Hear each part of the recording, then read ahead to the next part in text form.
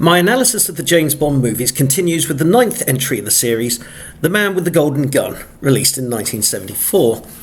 For the second time in a row, we begin with a pre-title sequence that does not involve James Bond in person. Instead, we open on a beautiful tropical island and a midget butler delivering champagne and a beer in an ice bucket to an attractive young woman and a lithe middle-aged man who have clearly been swimming in the sea. We see that the man is played by Christopher Lee and that he has 3 nipples. But other than that, we don't know who he is nor what he's about. But you can hazard a guess that because he's being played by Christopher Lee, he's probably, but not certainly, going to be the villain. They are joined surreptitiously by a 4th person. A mafia hitman, played by Mark Lawrence, arrives alone and only the butler, Knick-Knack, is aware that he's here. Indeed, Knick-Knack has hired him. We last saw Lawrence essentially playing the same character in Diamonds Are Forever, and he's here to kill Knick-Knack's boss, Francisco Scaramanga, the Christopher Lee character. The hitman enters Scaramanga's immaculate and impressive home, gets out his gun, and waits. Scaramanga, in turn, goes inside the house and is surprised by the hitman. At this point, the audience is wondering who is the villain here. Scaramanga is unarmed at this point. A hitman has entered his idyllic home and is there to kill him. Apparently, his own butler has conspired against him. The question is, are we meant to root for Scaramanga? He is, at this point, the underdog, and traditionally people root for the underdog. This is underscored by Lee's performance, a man shaken from his relaxation and having to think hard to survive. It's a performance entirely in Lee's eyes, and all the better for him for not saying much. Scaramanga uses his wits to turn the tables on the hitman, and again, on the surface, the audience is supposed to cheer on such an inventive character. But just when you start to feel sympathetic towards him, it is revealed he keeps a waxwork model of Bond in his lair, which he shoots with pinpoint accuracy. It doesn't take a film student to realise this is setting up a duel between the two men. And there is the key to understanding the man with the golden gun. This is the Bond movie that tells things from the villain's point of view.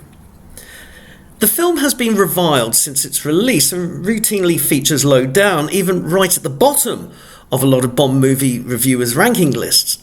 Now, I'm going to try to redeem a lot of it because it attempts some things that hadn't been done in a Bond movie before or since.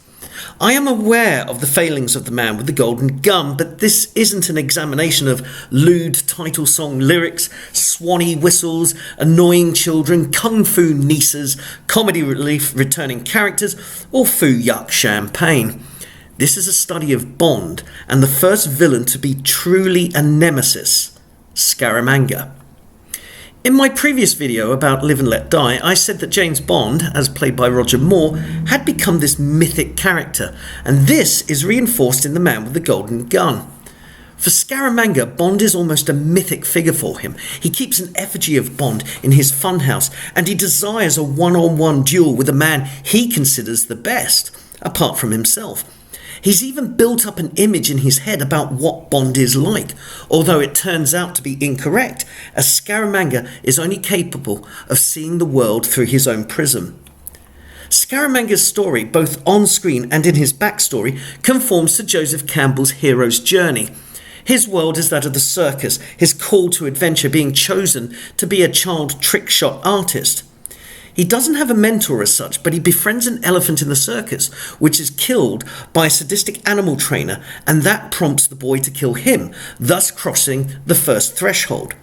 He then gains allies, mentors, and enemies, working as a KGB assassin until he breaks free and sets himself up in his innermost cave, his private island. He undergoes an ordeal, the pre-title sequence, and now Scaramanga is poised just before the 3rd act to vanquish his foe, Bond, and to get the treasure, the Solex agitator. Whereas Blofeld's lairs are stark and futuristic, with little to no affectations, and other Bond villain homes characterised by stolen art or vulgar flourishes, Scaramanga's home is filled with items that embody his character and background. Almost everything we see is personalised to his tastes. The funhouse is a nod to his upbringing in the circus. The waxwork dummies are all of legendary gunmen. and the elaborate glass cases filled with preserved butterflies and insects show that he is meticulous about killing. For him, killing is an art form, and his ultimate work of art is the murder of Andrea Anders. She is virtually unscathed, save for the small bullet hole in her chest, but her features are immaculately preserved like those butterflies in the glass cases. From one angle, she looks beautiful, perfect and serene, but looked at another way and you can see that moment of final terror in her face. The apotheosis of Scaramanga's personal artifacts is the golden gun itself, comprised of 3 everyday personal items and only chambering 1 round of ammunition. It is literally an extension of Scaramanga himself. He signs checks with it, assembles it in plain sight of High Fat before he shoots him, and it's even the Freudian idea of it being an extension of his penis, as he uses it in an act of lovemaking with Andrea the night before he kills. The book expands more on this idea that the golden gun compensates for Scaramanga's impotence, but we have just that one dialogue-free scene to put the point across in the film. For most of the movie, Scaramanga dictates everything that happens and Bond is left trying to catch up, almost none the wiser as to what is really going on. As in From Russia with Love, Bond thinks he's pursuing one mission when in reality he's being played by the villain. He thinks he's the target of Scaramanga, but that's Andrea's hook to get Bond to kill him for her. He thinks that he's after the Solex, but he's removed from that case, only to pick it up later on. There's even the symbolism of going to MI6's secret Hong Kong base, which is inside the capsized hull of the Queen Elizabeth, literally skewering Bond's perspective. As we have seen in these kind of Bond movies, where Bond is losing control of the narrative and he's being played by the villains, there comes a point where he has to regain that control. It's symbolised in The Man with the Golden Gun, where he wakes up in High Fat's dojo. He's expected to fight against the best the dojo has, and Bond takes control by kicking his first opponent unconscious during the bow. Bond doesn't play by rules he doesn't agree to. Bond triumphs here, and in the subsequent chase by introducing chaos into an orderly setting, which is a common motif in the Moore era. Bond uses the chaos and his own improvisational ability to reach the climax of the story, his confrontation with Scaramanga, and this is where the villain's dreams are shattered. Not just that his scheme has failed, but his image of Bond, who he is pulled apart. To us, Mr. Bond, we're the best. This is Scaramanga viewing Bond as his equal, his ultimate foe, and surely Bond must share the same qualities as he. But Bond puts him in his place. He calls bullshit, literally, although he never gets around to saying the word, on Scaramanga's justifications and romanticising of killing. To Bond, killing is an unpleasant byproduct of being a secret agent. Bond's values are to duty, to one's country, a concept alien to Scaramanga. For Bond, there's nothing romantic about killing, underlined by the way he kills Dryden in Casino Royale.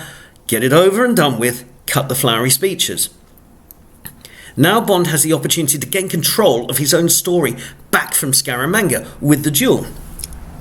Scaramanga still thinks he has the upper hand. He is, after all, on his own turf. And now we see how Bond deals with the funhouse that we've seen in the pre-title sequence.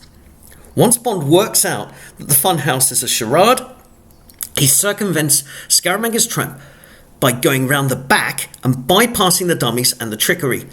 Bond cannot be detected by the security cameras or the rotating mirrors, and this both troubles Knick-Knack and Scaramanga himself. The master assassin is used to setting up his prey meticulously, and now the man he's identified as the best, his great rival, and the pinnacle of his assassin's career now cannot be detected. What's more, the audience can't see Bond either. We are literally seeing only what Scaramanga can see, the final act of his story. Bond defeats Scaramanga by taking the place of the effigy Scaramanga had created. Bond's improvisational genius triumphs over Scaramanga's clinical planning.